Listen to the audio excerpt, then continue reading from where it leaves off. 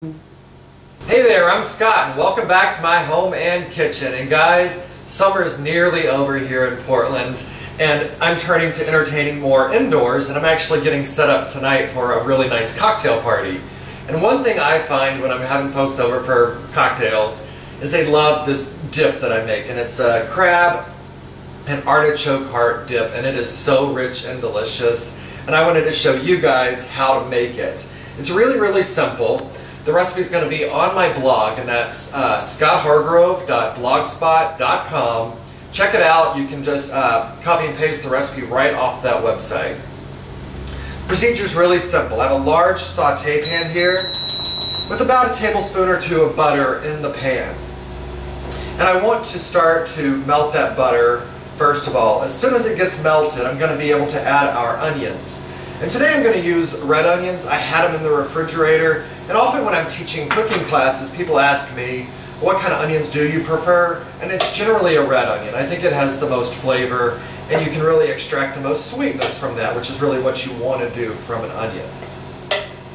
Alright, it's going to be just another second here. Butter's almost melted. These induction cooktops heat up your pan so fast. That's why I love it. Alright.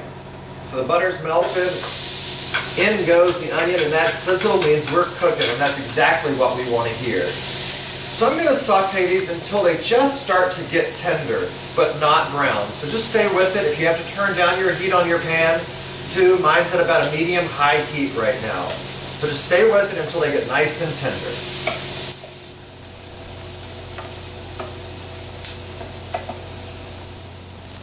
The onions are getting nice and soft. And the slower and lower you cook onions, the more sweetness you're going to be able to extract.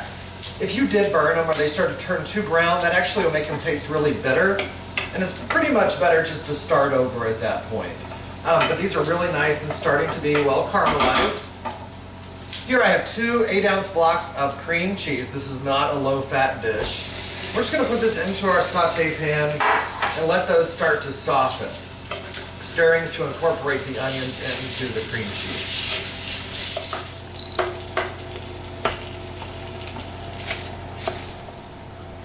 Alright, this is what we needed to start looking like.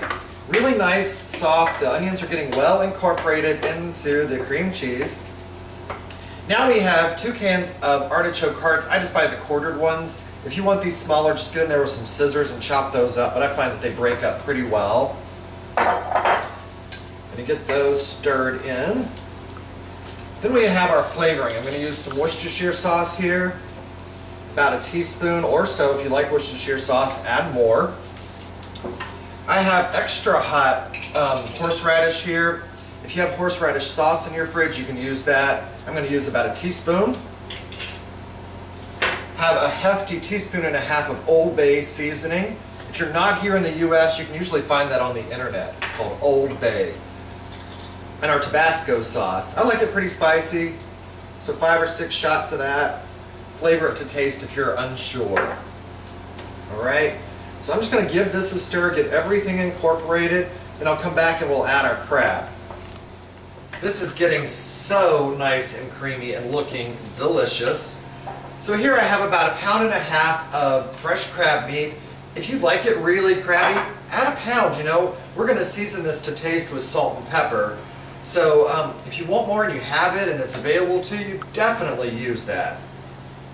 And then you notice there was some liquid in the bottom of that. As you shell your crab, if you're doing that at home, reserve that liquid. We can actually cook that down a little bit, and it's just going to add that great crab essence to our final dip here. Alright, now's the chance to actually taste. I'm going to get in here with a spoon.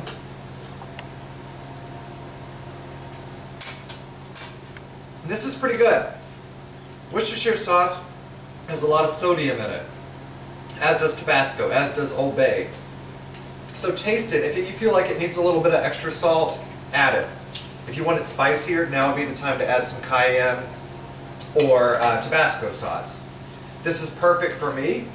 So I'm going to leave this over a medium heat and just stir it until it starts to thicken up just slightly.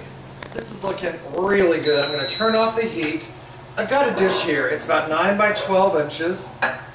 About 2 inches deep is a pretty good depth there. I'm going to pour this into our pan, and I've got my oven on 400 degrees. This is going to go into the oven and bake for 30 minutes. The last step in finishing this off before it goes into the oven is some Parmesan. They are fantastic tools. And I'm just going to shred this Parmesan cheese right over the top. That's going to give us a nice cheesy crust to this as when it comes out of the oven. Alright. Looking good, and it smells delicious, guys. I hope that when the weather starts getting cool where you are and you're ready for something really comforting with cocktails, or just as a nice treat for the family or friends, that you'll reach for this recipe because it is fantastic. Alright, this is going into our 400 degree oven for 30 minutes until it's nice and bubbly around the sides. Take it out, let it sit for about 15 minutes, and it's ready to serve. The dip is just about ready. It's almost been 30 minutes. But what I did in the meantime is I just took a nice baguette, cut that into little 1/4 inch or 1/2 inch slices, whatever you want, and toasted it until it gets as crunchy as you like it. And that's what we will use to serve this great dip with. Now we just have to get this delicious artichoke and crab dip out of our oven. It's been in there for just 30 minutes. Really nice caramelized cheese on top. Now guys, this is molten. I'm going to let this cool down for 10 or 15 minutes before it's ready to serve. Okay. The dip's had a few minutes to cool down and I cannot resist any longer. So I'm going to get a little bite here. It looks so good.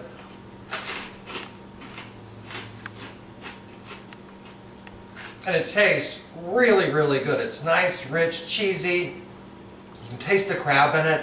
I highly recommend you try this recipe. Thank you all so much for watching. I really appreciate it. Again, if you need the recipe, go to my blog. It's www.scotthargrove.blogspot.com. And also leave me comments. Send me an email if you want my email address. It's chefscothargrove@gmail.com. Let me know what you think about these recipes, but also if you have an idea of a recipe you'd like to see, let me know and I'll try to get to it. Thanks so much, guys. Have a great day. Bye.